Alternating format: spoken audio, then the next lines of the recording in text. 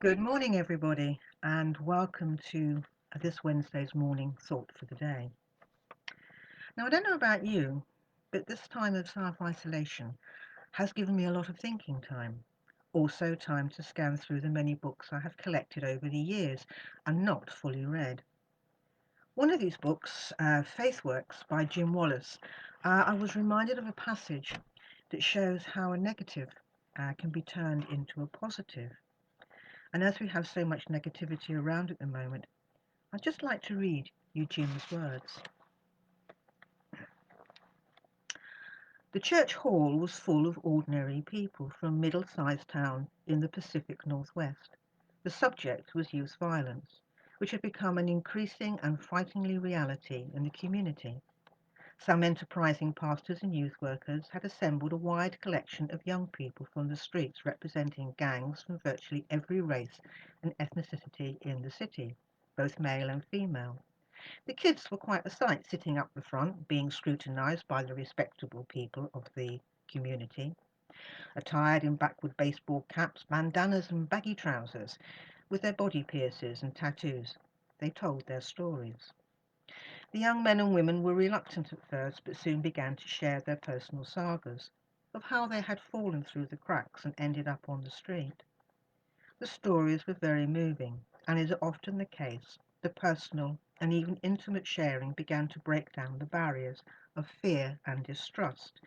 The concerned but initially wary citizens began to understand how lost the lonely kids get lured into gangs and into trouble. Slowly, they began to see these kids as our children and not just as gang members. But what happened next was truly remarkable. Somebody asked what they could do. One of the kids said, I don't know, man. Maybe you could figure out what you do best and just use it. Before long, I was witnessing something akin to an old-fashioned altar call. A college dean stood up and offered to take these young people on a tour of his campus. And if they were willing to really work hard, he would work on arranging the necessary scholarships.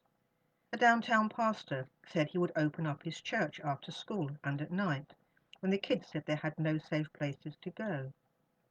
A county drug enforcement officer asked if some of the kids might give him advice about how to be most effective, and a policeman said he would like to get their help too.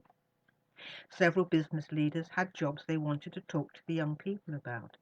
Even the media people who were there said they would like to help get these kids' stories out into the public. But my favourite was a middle-aged woman who stood up and said, I'm not the dean of a college, the pastor of a church, or the president of a company, but I've got something to offer too. I work at the McDonald's downtown and get a morning and afternoon break. Lots of you kids have said you've got nobody to talk to. Well, now you know where to find me, and I'll even buy you a cup of coffee.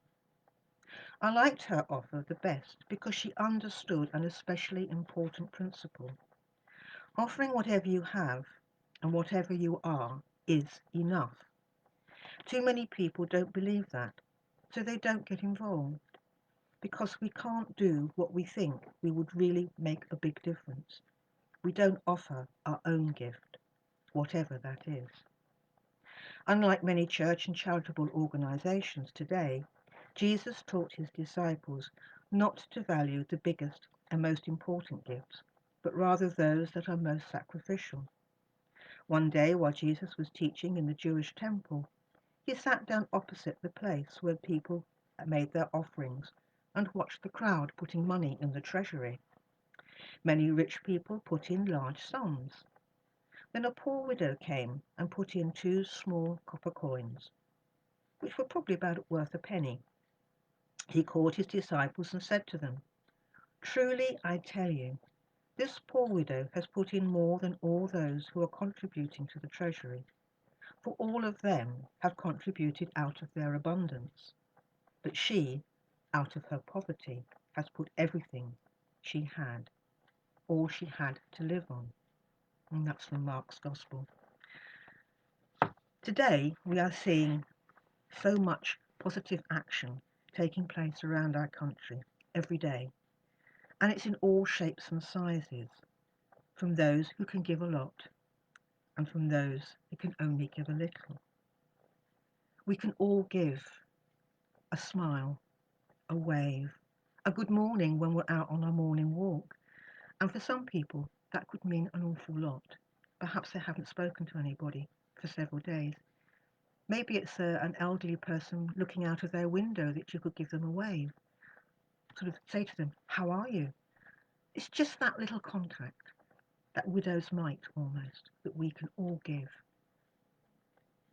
And if we give whatever we give in love, our treasure is stored in heaven.